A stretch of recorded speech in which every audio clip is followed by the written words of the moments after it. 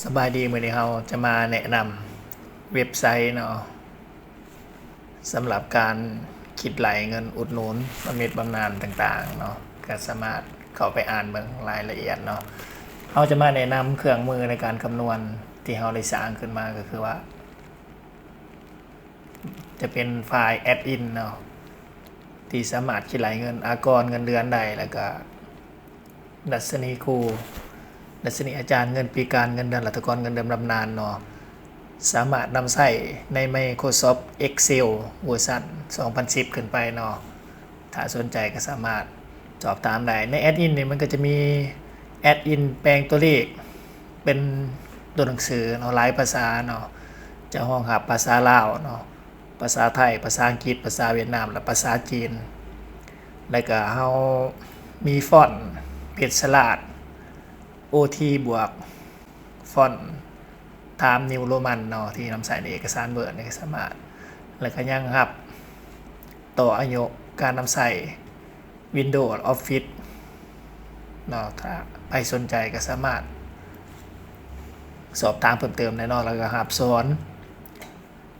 Word Excel ขั้นพื้นฐานเนาะจากหน้าที่การใส่สูตรต่างๆแล้วก็หับสร้างฟังก์ชันเนาะเกี่ยวกับ Excel เนาะให้ว่าจะเป็นการคำนวณเงินเดือนคำนวณค่าไฟฟ้าค่าน้ำค่าปลารายรับรายจ่ายตัดสต็อกคิดรายเงินอากรต่างๆเราสามารถสร้างได้เนาะสนใจแอดอินหรือบริการอื่นติดต่อได้ที่เบอร์นี่เนาะ02091270509นี่เนาะและในเว็บไซต์ก็จะมีเครื่องคำนวณเงินอุดหนุนต่างๆเนาะก็สามารถคำนวณในออนไลน์ได้แบบเก่าเนาะในมื้อนี้เขาจะมาแนะนำแอดอินที่เราได้มีการอัปเดตใหม่เนาะถ้าว่าเราได้มีการติดตั้งแอดอินเราเปิด Excel มันจะมีแท็บ IT ฟังก์ชันนี่เนาะขึ้นมาจะมีเครื่องคำนวณแล้วก็เว็บไซต์แต่ว่านำใส่แต่ฟังก์ชันแปลงตัวเลขเป็นตัวหนังสือเครื่องคำนวณมันก็จะบ่โชว์เนาะเราจะมาสาธิตวิธีการคำนวณเงินปีการในแบบโดยการใส่แอดอินนี่เนาะมาเบิ่งเนาะกดเข้าไปที่คือคำนวณเนาะมันจะแสดงหน้าตาให้เราเลือกคือว่าภาครัฐภาควิสาหกิจซึ่งเราได้อัปเดตใหม่เนาะเราจะมาเริ่มคำนวณเงินเดือนผ่านภาครัฐเนาะผ่านโปรแกรม Add-in ที่เราได้สร้างขึ้นมาเนาะเราจะมาคำนวณภาครัฐกรเบิ่งเนาะตัวอย่างมีเงินเดือนนี่4/2นี่เนาะปีการนี่2ปีเนาะตามระเบียบประจำปี2025ในวิชาการนี่จะมีเงินตำแหน่งเงินวิชาการใน200,000เนาะลูก1คนเมีย1คนเนาะใช้ชื่อเนาะสมมุติเนาะ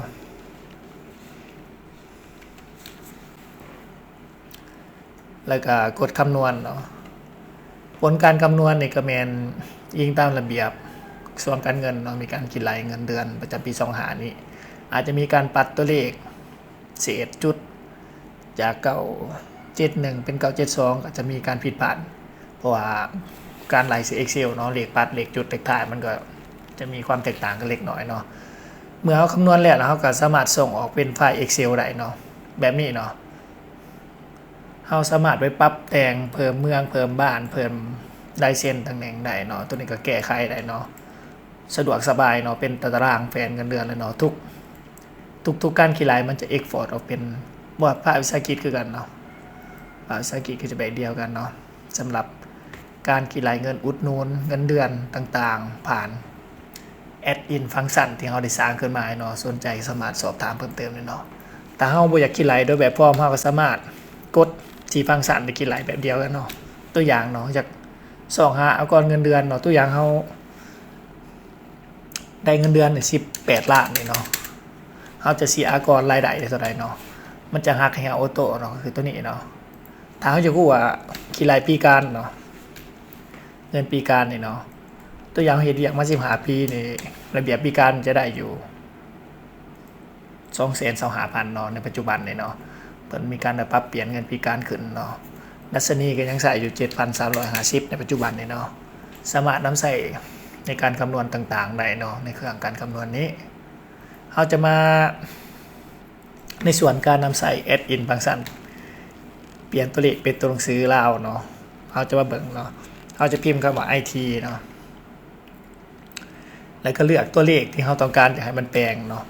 แล้วก็พิมพ์คำย่อฟังก์ชันแป ลตัวเลขเป็นตัวหนังสือลาวเนี่ยก็จะมีอยู่2ฟังก์ชันเนาะที่เขาได้สร้างขึ้นมาใหม่อัปเดตใหม่เนาะเขาจะใส่เวลาเนาะอัดวงเล็บเนาะตัวนี้ลา1เนาะ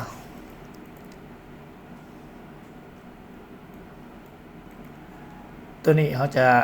ใส่เวลา2เนาะ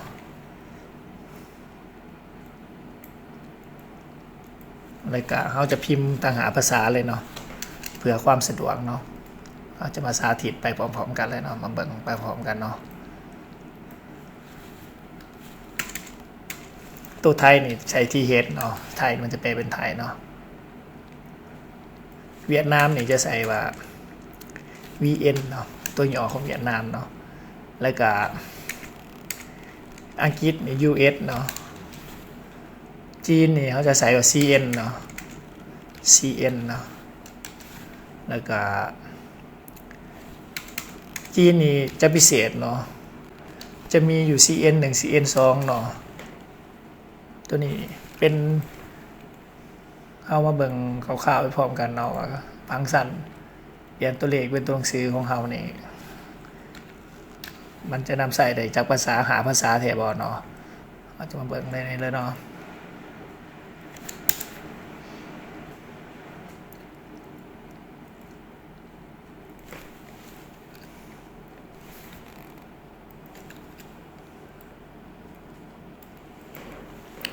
ภาษาลาวก็คือว่าตัวลา1นี่เนาะลา1นี่มันจะอ่านตัวเลขตัวอย่างว่า 1,635,000 กีบเนาะตัวนี้จะอ่านหลักพันหลักหมื่นเนี่ยจะตีเป็นหลักพันตัวอย่างว่า 11,000 12,000 15,000 แบบนี้เนาะ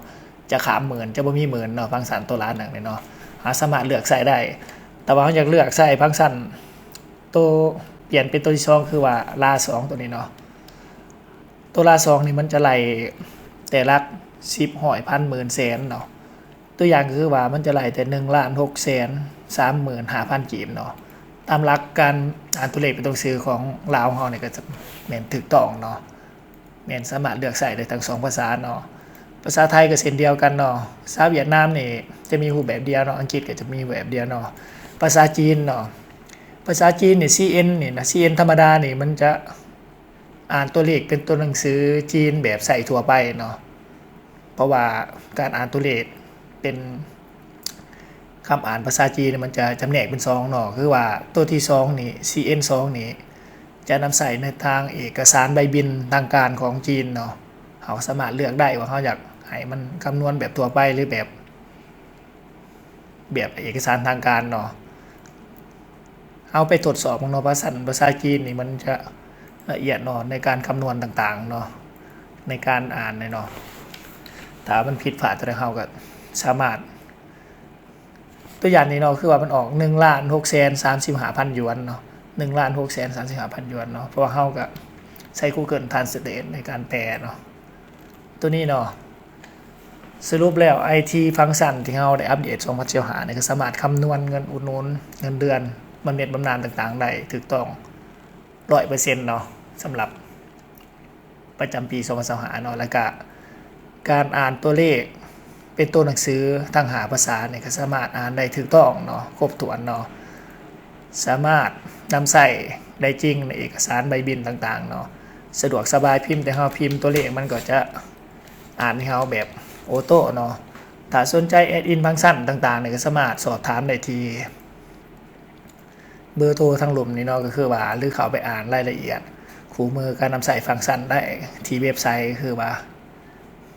เว็บไซต์ตัวนี้เนาะ IT บ้านๆนี่เนาะเว็บไซต์ที่เราได้เขียนขึ้นให้ความรู้เกี่ยวกับการคำนวณภาครัฐคำนวณเงินเดือนเขาก็จะอธิบายคร่าวๆเนาะวิธีการคำนวณต่างๆภาควิชาการก็เช่นเดียวกันเนาะเครื่องคำนวณสามารถคำนวณผ่านทางออนไลน์ได้เนาะเลือกประเภทคำนวณต่างๆได้เนาะตัวนี้เนาะสำหรับวันนี้การแนะนำฟังก์ชันในการคำนวณและ